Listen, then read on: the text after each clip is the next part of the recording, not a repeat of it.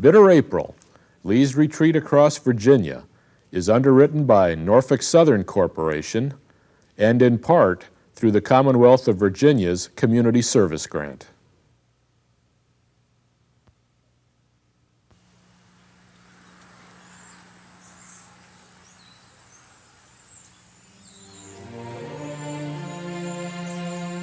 Here lies some Johnny Rebs, for whom the war lasted a couple of days too long. They are among the last battle casualties of the American Civil War. This is Appomattox in the central Virginia Piedmont. And shortly past that wood line, on Palm Sunday, 1865, Generals Robert E. Lee and Ulysses S. Grant signed an agreement ending the American Civil War. Yet in a deeper and more inspirational sense, what they signed was the birth certificate of the United States, in name as well as in fact.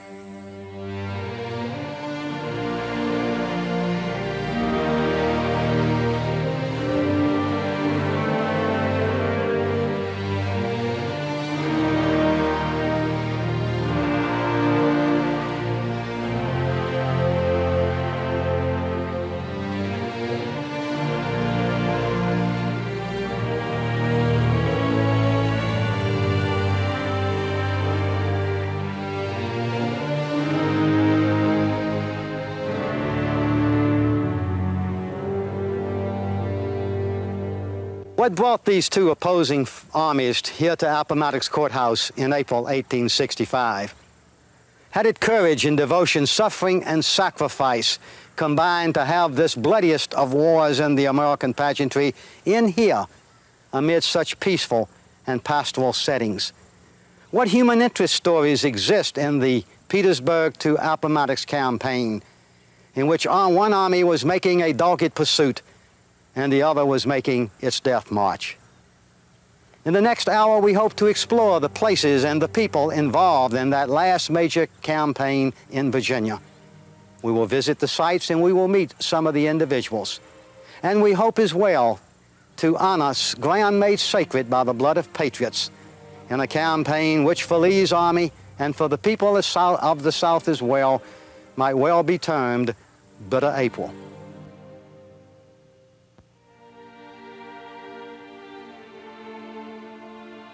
Petersburg, Virginia. For a century and a half, it had been a quiet little community nestled along the southern bank of the Appomattox River, only 25 miles south of Richmond. That changed in 1861 when Civil War swept the land. By the summer of 1864, Petersburg had become the one site the Southern Confederacy had to hold if Richmond was to be saved. All but one of the railroads snaking from the south with supplies and munitions of war passed through Petersburg toward the Confederate capital.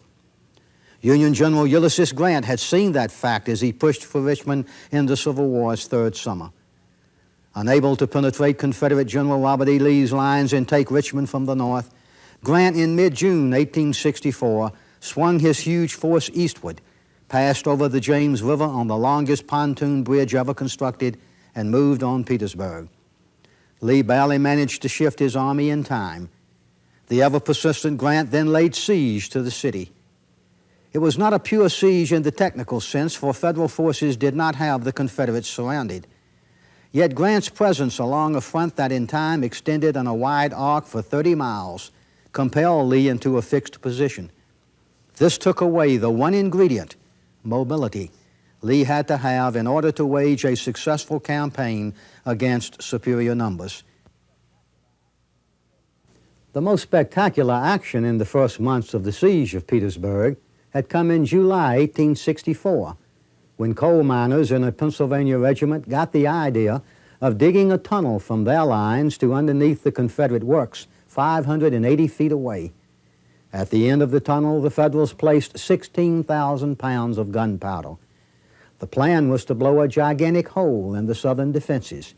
Then, in the ensuing mass confusion, Union infantry would launch a major assault that hopefully would snap Lee's lines and end the siege and perhaps the war. At dawn on July 30, 1864, the explosion occurred. The blast tore a hole 170 feet long, 70 feet wide, and 30 feet deep. Federals attacked in two waves. Even so, the assaults were so disjointed and Confederate recovery so swift that the Battle of the Crater turned into a massacre of Union soldiers.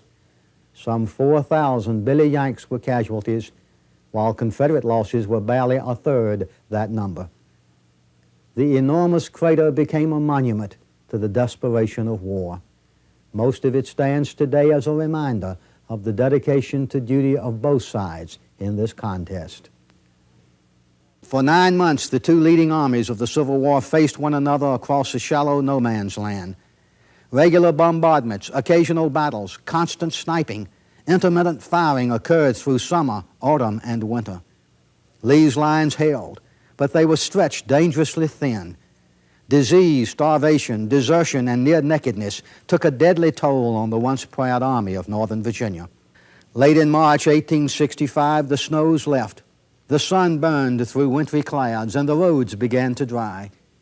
Grant was ready to deliver the final and hopefully climactic onslaught that would end the war. His target was Five Forks, a vital road junction that, in essence, was the anchor of the right flank of the Confederate line. By late winter 1865, the South Side Railroad was General Lee's only remaining supply line in and out of Petersburg. Its defense was vital, for if the Federal Army were to cut that railroad, both Petersburg and Richmond would fall.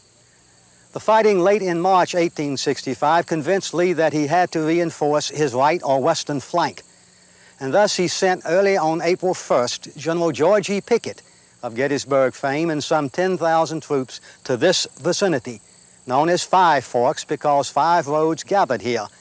Five Forks had an importance far above its pastoral appearance.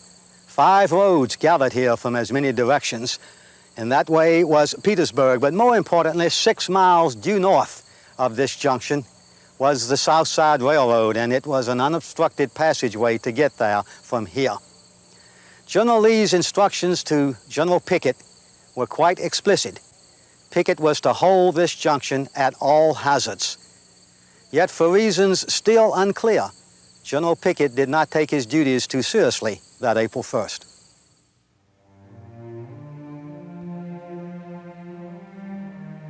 On the morning of April 1st, General Pickett's forces withdrew from their hard-won position at Dinwiddie Courthouse from the fighting there on March 31st, 1865, and fell back here to this road behind me, which is called the White Oak Road, and began entrenching their position.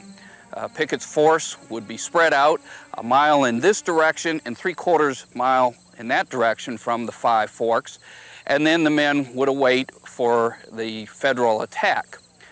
With the Federals not moving up to this area during the afternoon, General Pickett and his officers fell back about 1.5 miles behind the line and partook in what was called the Shadbake.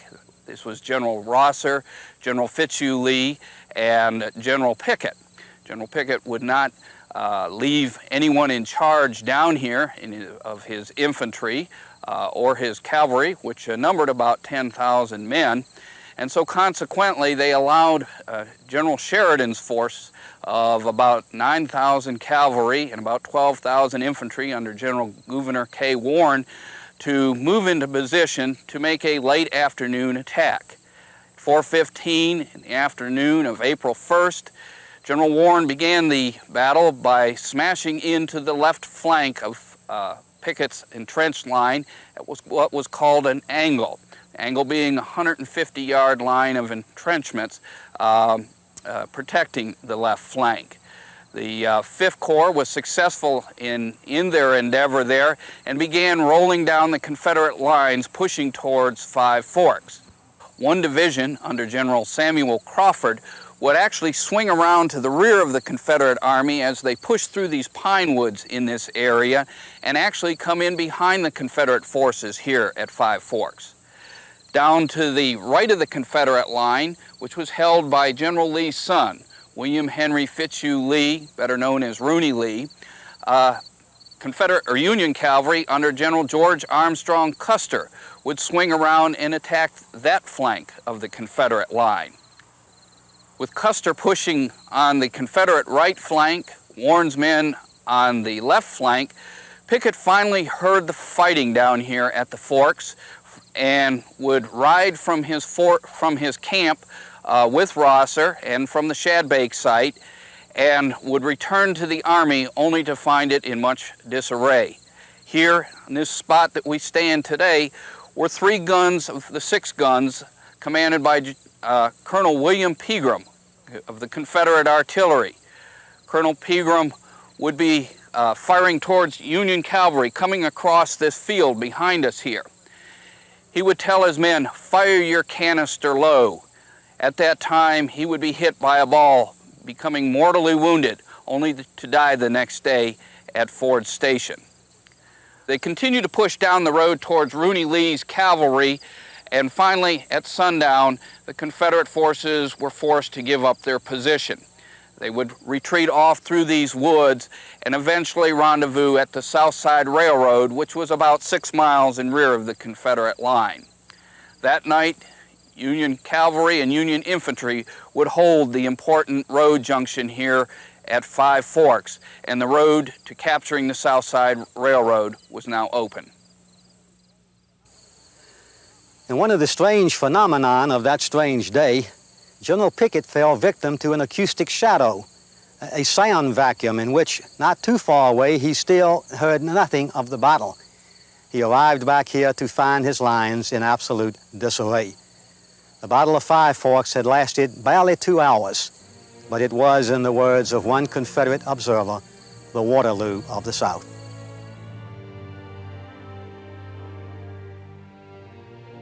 On the night of April 2nd, as Lee's army marched away from the Petersburg and Richmond defenses, flames engulfed the capital. Confederates abandoning Richmond had set fire to warehouses full of goods they could not take with them. In the wind and confusion and defeat of that night, the fires got out of hand. Downtown Richmond was gutted, an estimated 900 businesses and homes reduced to smoking embers. A victorious Union army marched into Richmond the next morning. Billy Yanks spent their first hours as fire and police brigades, extinguishing the flames and checking lawlessness. It was an unforgettable twist of fate that Union soldiers saved what was left of a city they had sought for 4 years to destroy. For helpless citizens inside Richmond, uncertainty and despair hovered over every home.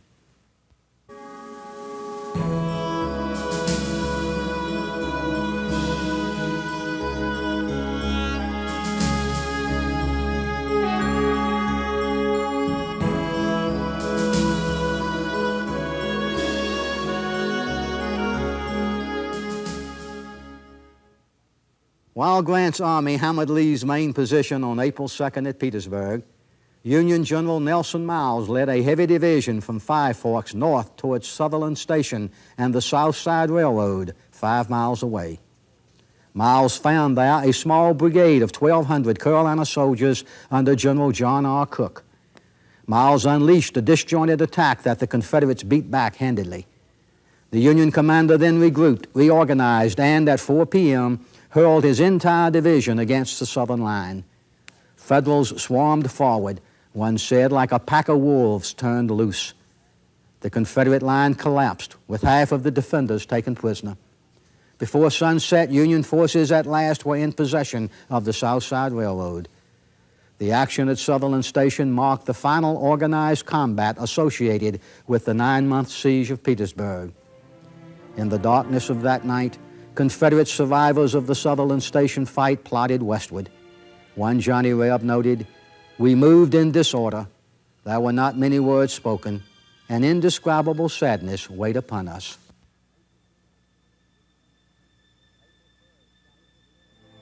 On April 3rd, Chaplain William E. Wyatt of the 26th Virginia noted in his diary, "It is to all human appearance a dark season for us, but God lives and rules.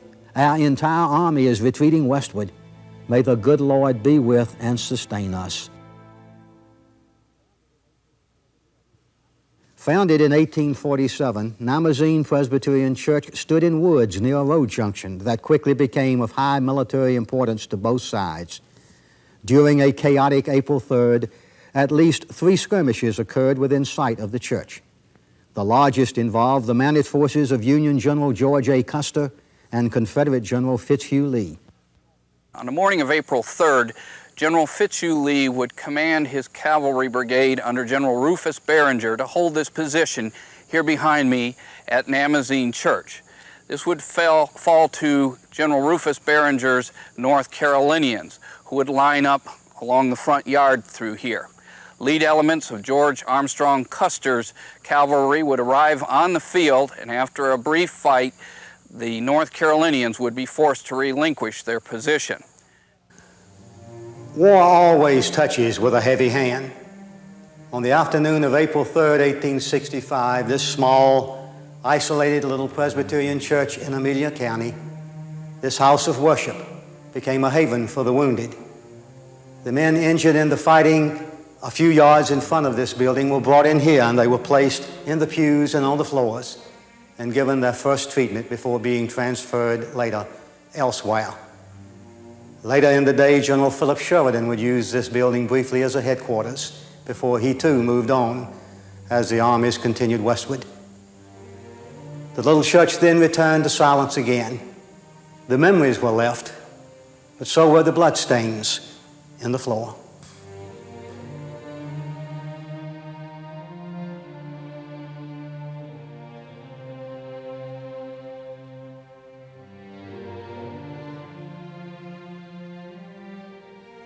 On Tuesday morning, April 4th, Lee's tired and hungry army staggered into Amelia with high expectations. Food was supposed to be waiting at the railroad. The Confederates found only disappointment.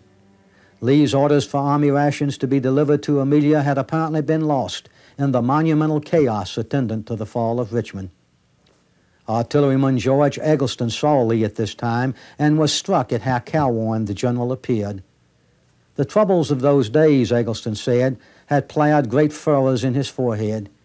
His eyes were red, his cheeks sunken and haggard, his face colorless. No one who looked upon him at Amelia can ever forget the intense agony written upon his features.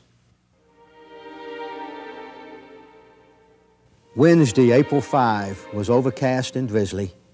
At 1 in the afternoon, Lee got his army into motion. Midway between Amelia and Burkeville, where the South Side and Richmond and Danville lines intersected, was the village of Jetersville. That was Lee's objective point for the end of the day. Yet Federal General Philip Sheridan and his fast-moving columns got there first. Lee now saw that he was too weak to fight his way through that enormous Union roadblock. He abandoned hopes of using the Richmond and Danville and getting to Danville. The Confederate march turned from southwest to west in the direction of Lynchburg. Union Surgeon Alfred Woodhull was near Jetersville when a group of officers rode into view. The physician was struck by the lead rider, a sturdy, thoughtful, but cheerful-looking man whose voice was low but clear and gentle. Woodhull added, "There appeared in his manner nothing to excite remark, certainly nothing to inspire awe. The most timid child would not have hesitated to ask a favor of that cigar-smoking, tawny-bearded, kindly-looking man." Woodhull had had his first look at General Ulysses S. Grant.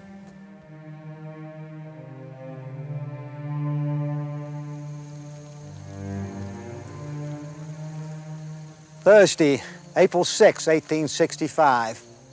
Misty rain was falling then, just as it is now. Rain too light to see, but constant enough to wet you to the very soul. The Confederate Army is struggling through rough country now, country marked by steep hills, deep ravines, and in the middle of it was a stream called Sailor's Creek, which runs from left to right. And at this point on the eastern side of the creek was cleared land which led up to the farmhouse of James Hillsman. Hillsman was not here. He was in a northern prison camp. He had been a Confederate soldier captured 11 months earlier. Earlier that day, the Union's forces, picking at Lee's flanks, got men up on this hill. And General Philip Sheridan's cavalry got in front of the Confederates moving through this slow and dangerous country. Suddenly, battle became imminent. The Confederates were behind me on an elevation some 800 yards away, and they began an attack to try and break this Union flanking march that threatened to envelop the whole rear column of Lee's army. Unknown to them, the Union Army had brought up 20 cannon which were placed along this clearing. The Confederates had no guns with which to answer, and these cannon, 20 guns, began to rip giant holes in the Confederate line of battle. The Confederates fell back. By then, the Union Army was sweeping forward, and soon all of the Confederates on the hill 800 yards to the rear were in danger. For the Union Army not only struck the center, but it swirled around both flanks of the Confederate Army, rolling it up like some giant ball. By nightfall, the Battle of Sailor's Creek was over. Union losses were 1,100. Casualties in Lee's army, 7,700, fully 1/4 of the Confederate force that was trying to get to safety. Included among the casualties were no fewer than 8 generals captured, including General Richard S. Yule, who had command Jackson's 2nd Corps back in days when the Confederacy had optimism. Another of the generals captured was one of General Lee's own sons, Custis. Late that afternoon, as Lee looked back toward this direction, he saw teamsters without wagons, officers without regiments, men without muskets, and in despair he exclaimed, "My God, has the army been dissolved?" He quickly grabbed a Confederate battle flag and held it aloft, and soldiers rushed around him anxiously, affectionately, instinctively. For he is the Confederacy to them now. The Southern nation lives only in the battle flags that fly over its thinning columns. Sailor's Creek would be the last major engagement between these two armies as they continued to move westward.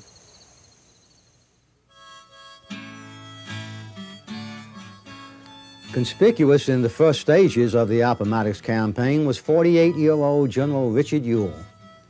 Baldy Dick, as he was known throughout the Army, was one of nature's characters. Born in a once prominent family in Northern Virginia, he had graduated from West Point in the same class with William T. Sherman and George H. Thomas. Yule spent 20 years as a cavalryman on frontier duty. There, he claimed, he learned how to command 50 dragoons and forgot everything else. Yule had bulging eyes, sweeping mustachios, a large goatee, and the movements of a startled bird. He fired off awesome profanity in a high piping voice, and when talking he turned his head to one side and ignored the listener. Yule had succeeded the lamented Stonewall Jackson as commander of the 2nd Corps, but the assignment, plus the loss of a leg in battle, were too much for this solid rather than splendid soldier. Yule was one of several Confederate generals captured at Sailor's Creek. After a short imprisonment in Boston, he moved to Tennessee and became a gentleman farmer. In January 1872, Yule and his wife died of pneumonia, only 48 hours of one another. Confederate General John B. Gordon later admitted that many of the Southern dead and badly wounded had to be left on the Sailor's Creek battlefield. There was no longer any room in the crowded ambulances which had escaped capture, he said. We could do nothing for the unfortunate sufferers who were too severely wounded to march, except leave them on the roadside with canteens of water. How swiftly and how tragically the face of war changes.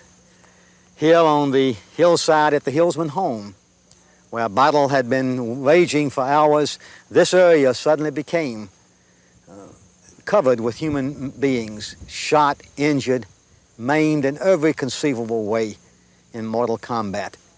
And from one end of this hillside to the other, men were sprawled and lying, awaiting medical help. Many of them would stay here for as much as 2 days before surgeons could attend to their injuries. One little-known event took place of human interest that so often marks and makes the Civil War fascinating. Early in the afternoon, a Union soldier brought a single cow up to this area. The cow was slaughtered, and the raw meat was distributed to the soldiers who were badly in need of food, drink, some sort of sustenance as they awaited the surgeon's knife.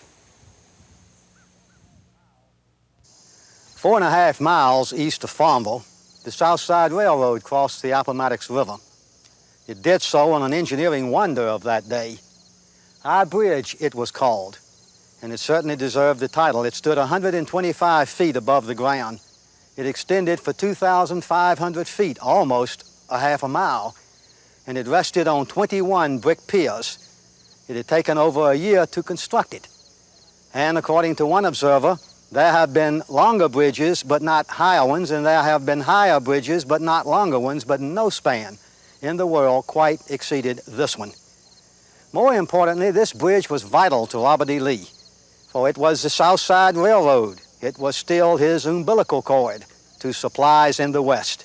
It had to be held at all costs. Lee knew this, so did Grant. Thursday, April 6. It was overcast and drizzly. A chill was in the air, but the westward retreat continues.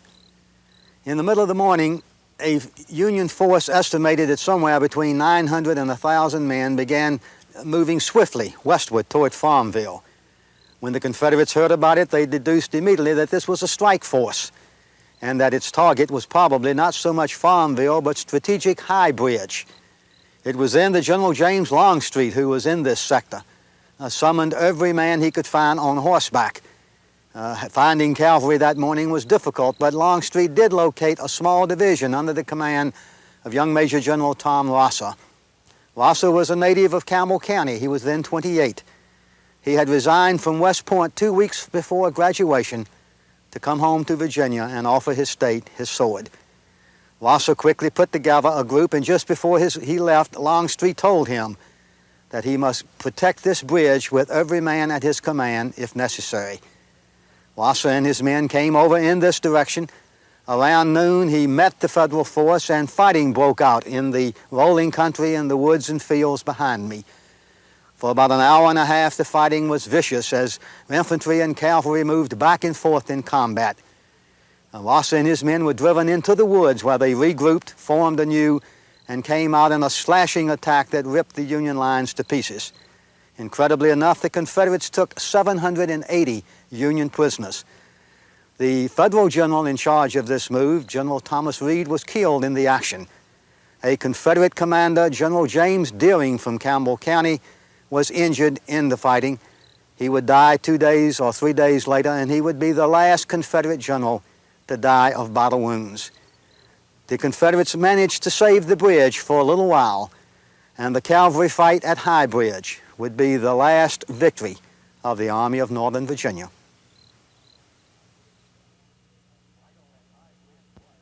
As vital as High Bridge was for the Confederate Army, the fact is that Lee did not have the numbers to hold it. And late that night, as Federal forces on either side were outflanking it, the Confederates tried to fall back. Their intent was to burn the bridge and therefore try to deter the Federal Army, at least for a while. Early the next morning, Confederates succeeded in setting fire to this wooden structure, and about 20% of the bridge was burned before Union soldiers rushed out, and with everything at their convenience which would hold water, they were able to extinguish the flames. Meanwhile, down below the bridge, another fight was taking place at the same time. Almost as equal in value to the railroad bridge here in this High Bridge area was a wagon trail that came down, and it crossed what then was a bridge immediately beneath the trestle itself. This bridge was vitally important as well because over it came the wagons, the heavy cannon, and all the other equipment that an army must have. On April 8th, the day after the cavalry battle for the bridge itself, General William Mahone of Lee's command attempted to set fire to this bridge and block the Union Army from crossing the Appomattox River. Unfortunately for the Confederates, the Union soldiers were rushing up to this area, they too realizing the importance of the bridge, and using tents, their own canteens, and any other containers, they managed to put out the fire and save the footbridge. And it was over that bridge that Grant crossed en route to Farmville and a continued pursuit of Lee's tired and beaten army.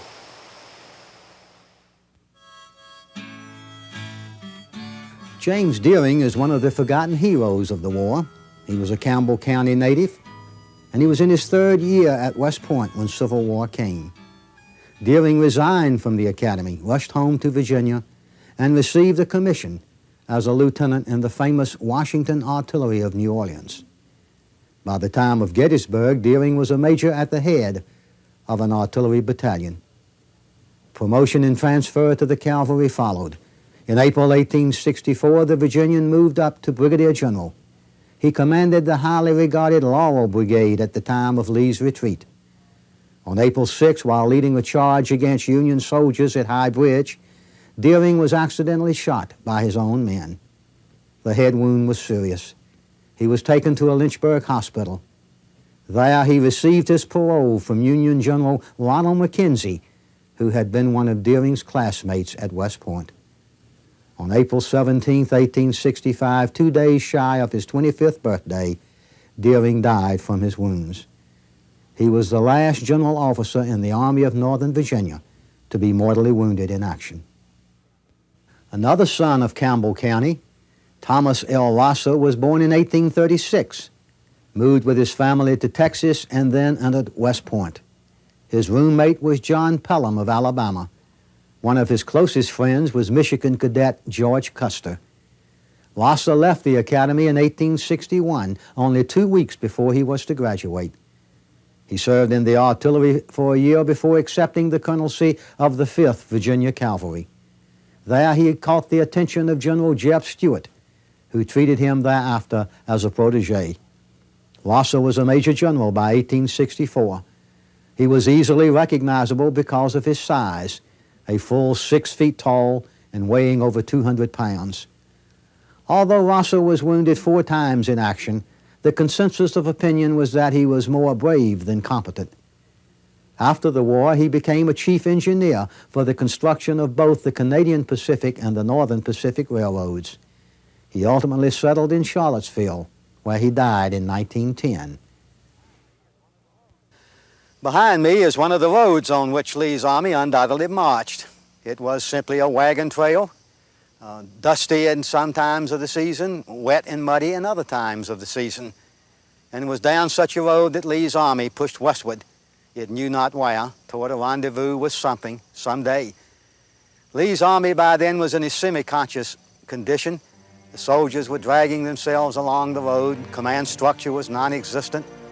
Weariness and anxiety compounded the sickness and the hunger that filled the ranks.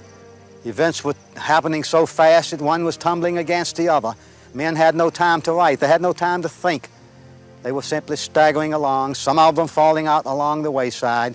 But the veterans were remaining with the army because Lee was in command. And he was the man to whom they looked for guidance as their world fell apart.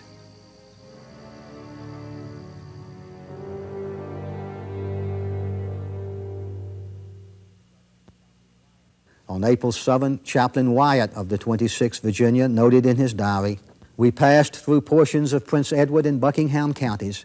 The roads were terrible in consequence of the rain, and we had to leave behind a great many useful and necessary cannons, wagons, ammunition, stores, and the like."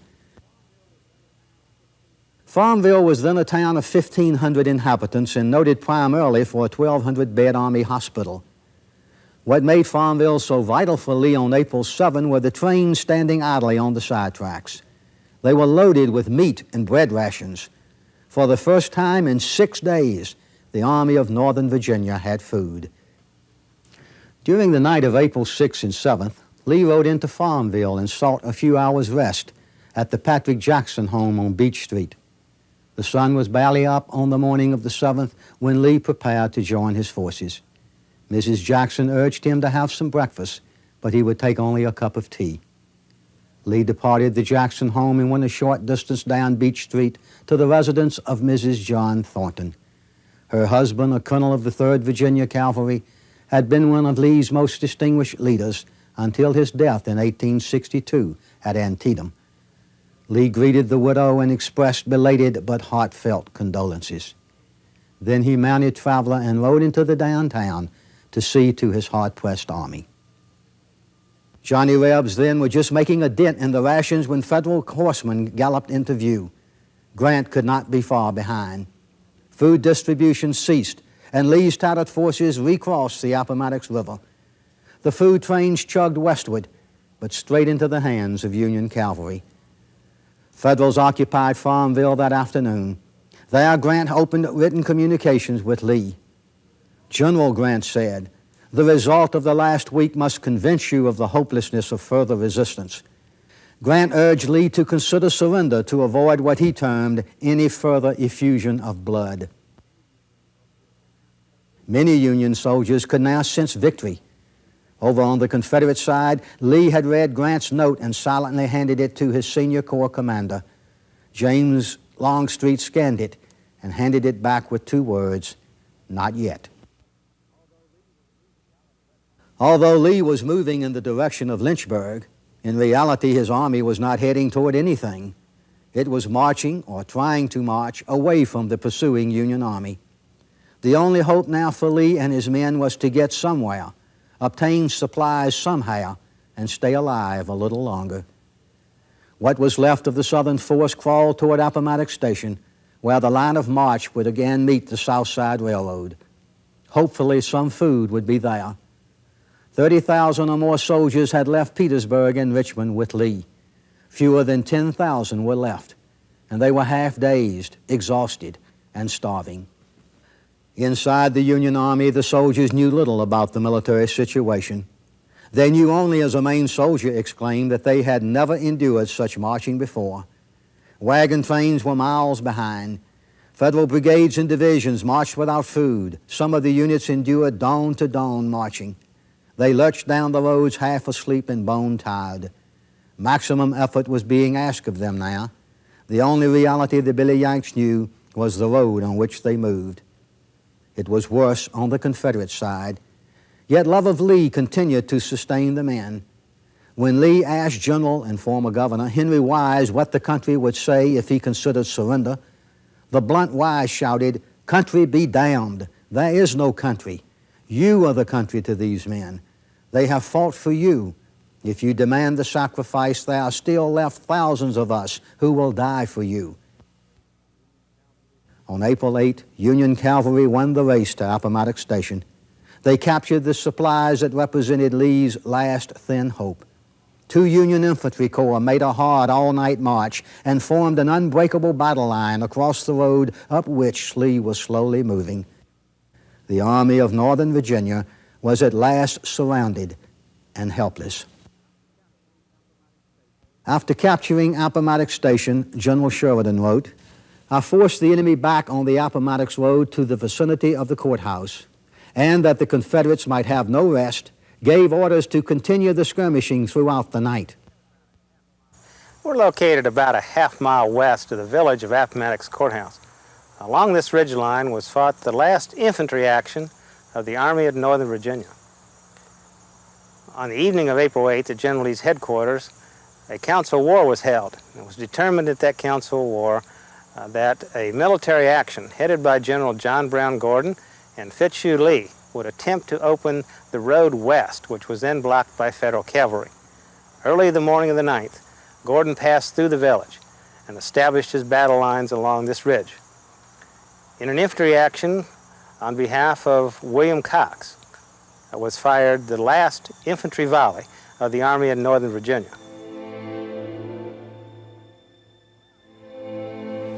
Around 8 o'clock on Palm Sunday morning, Lee realized that he was surrounded. He felt the hopelessness of the situation. 3 options came to Lee very quickly that morning. "I guess I must go and see General Grant," he said, "and I would rather die 1,000 deaths." A moment later, to the shock of the staff, Lee said, "How easy it would be. I only have to ride along my lines for a little ways, and it would be over." This suggestion of suicide, if you will, caught everyone by surprise, but Lee quickly recovered his composure and said, "No, we who are left behind must live on to protect the Southern women and children."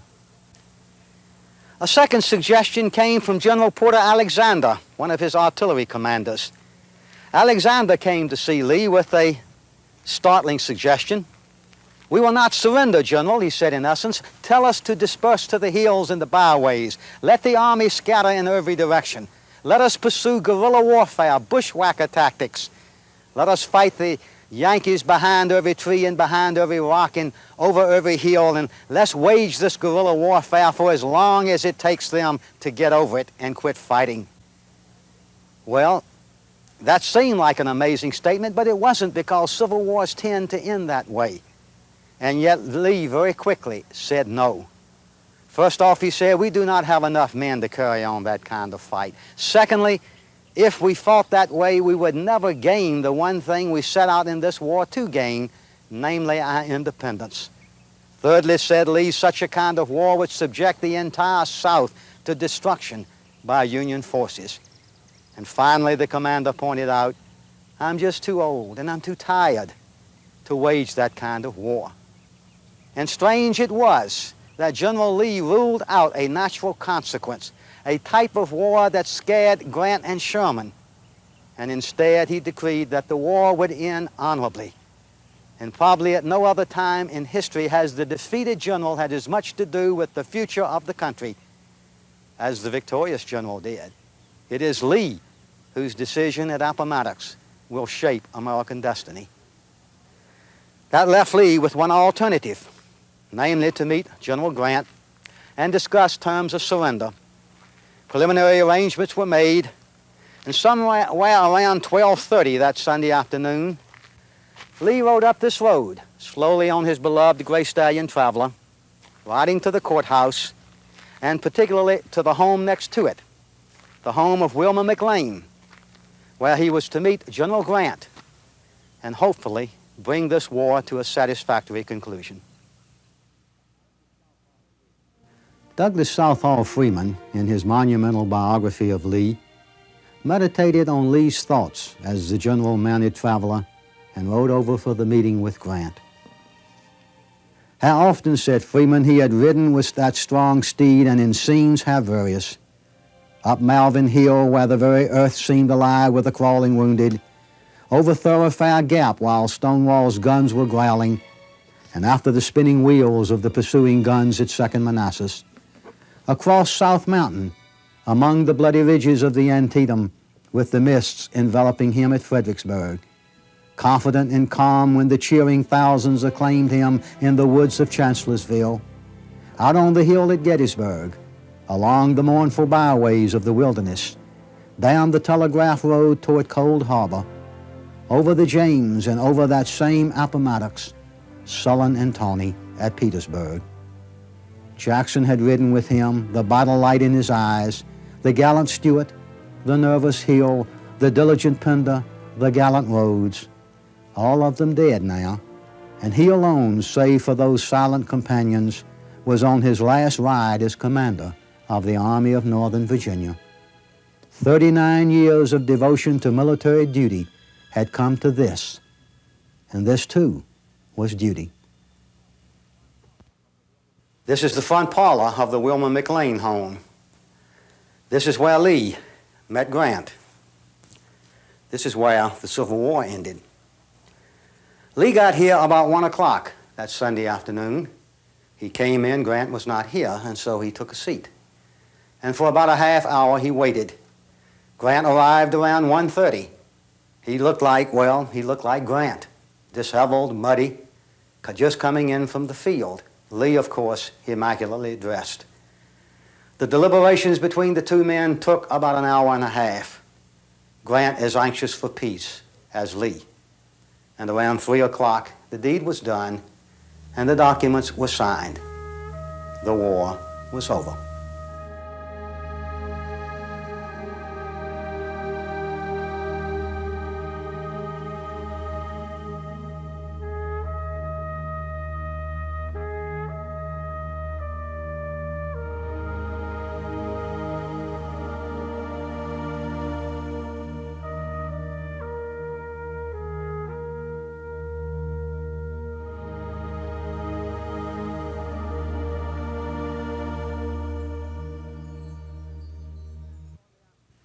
It was now shortly after 3 p.m. that Sunday afternoon. Lee had just signed the surrender papers here in the front parlor of the McLean house, and he walked out on the porch.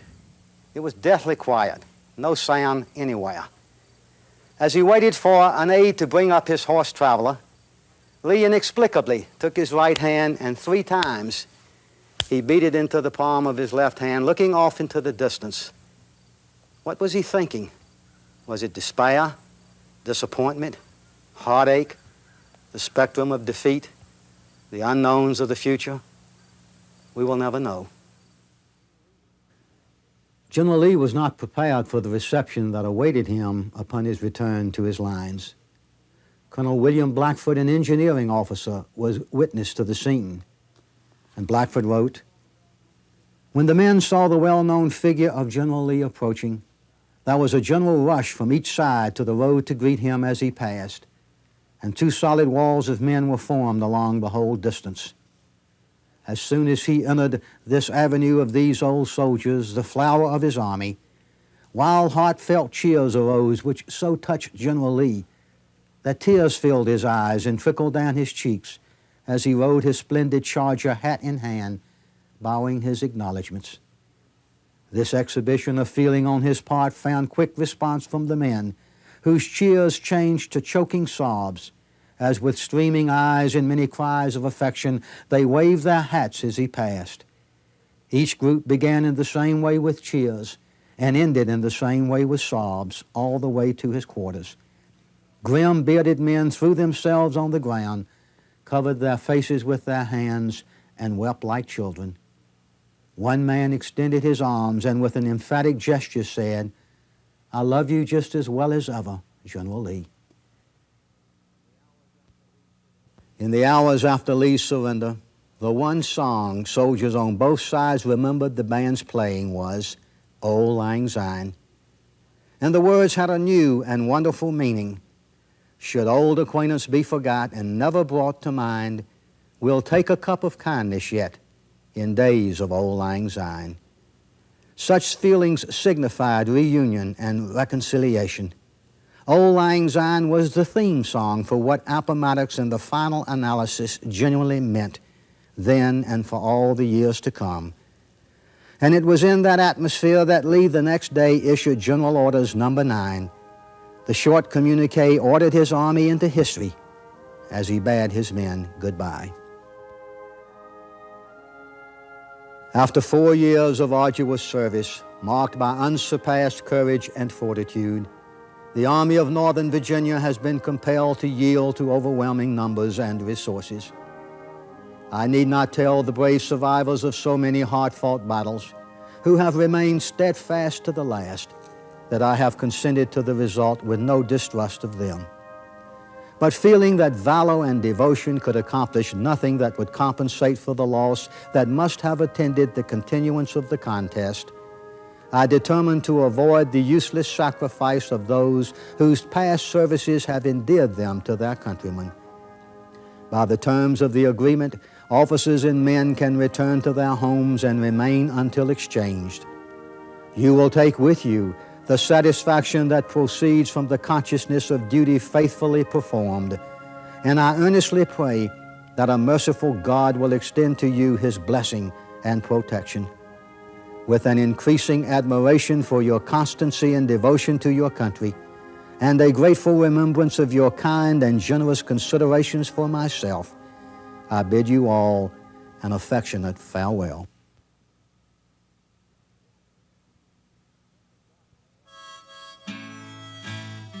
General Joshua L. Chamberlain is now one of the most popular figures in Civil War history. At the time of the Appomattox campaign, he was an unlikely war hero of 36. The hawk-nosed, mustached Chamberlain was a minister and college professor who had entered service with the 20th Maine in the autumn of 1862. He won both fame and the Congressional Medal of Honor for gallantry at Gettysburg. By the spring of 1865, he had participated in 24 engagements. A month earlier, in action at Hatcher's Run, Chamberlain had received his 6th battle wound.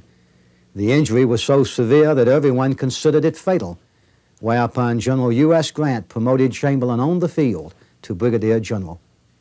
The New Englander recovered, and 3 days after Lee and Grant stopped the fighting at Appomattox, Chamberlain was given the honor of receiving officially the surrender of the Army of Northern Virginia. His long post-war career included the governorship of Maine, the presidency of Bowdoin College, and a constant schedule of speeches from one of the most articulate of Civil War participants. Wednesday, April 12, 1865, was the day set aside for the actual surrender of the Army of Northern Virginia.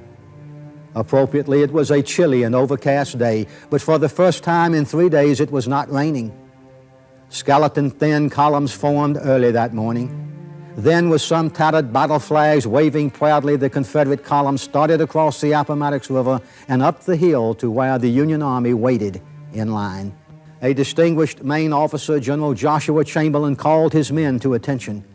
Then, with thoughts as moving as they were inspiring, Chamberlain noted, "On our part, not a sound of trumpet more, nor roll of drum, not a cheer, nor word, nor whisper of vain glorying, nor a motion of man standing again at the order, but an awed stillness rather, and a breath holding, as if it were the passing of the dead."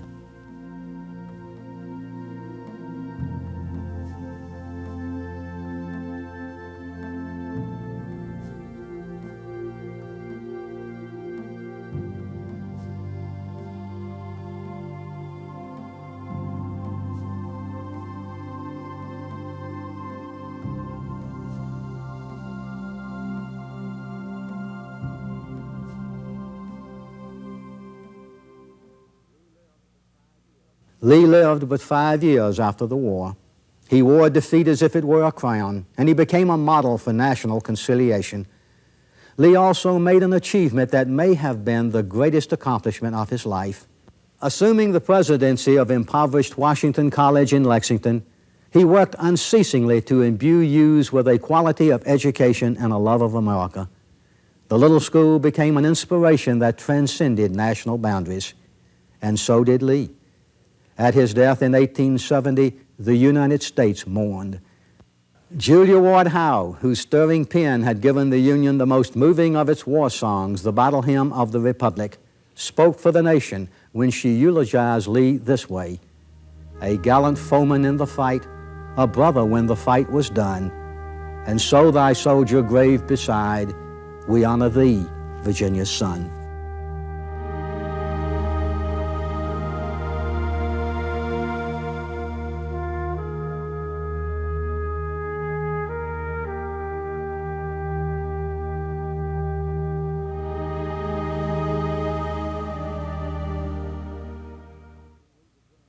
Too often we Virginians take for granted much of the almost 400 years of our history. We are the mother state, the home place for 4 of the nation's first 5 presidents. Wonderfully preserved are such sites as Jamestown, Yorktown, and Williamsburg. And all of this is just from Virginia's early years. But no other part of America possesses the magnitude and the significance of the Civil War as the birthplace of the United States as our Virginia. From Bull Run and Fredericksburg in the north, from the battle site of the Monitor and Virginia off Norfolk's shore, from the lush Shenandoah Valley, the breadbasket of the Confederacy in the west, from Winchester and Culpeper to Richmond and Danville, to the trail of broken dreams in those April days of 1865, all are valuable keepsakes of the Civil War. We have a rich abundance of opportunity to explore those jewels of history that stand at our doorstep. They can humble us and they can teach us. And by reminding us of past sacrifices, they can inspire us to future successes.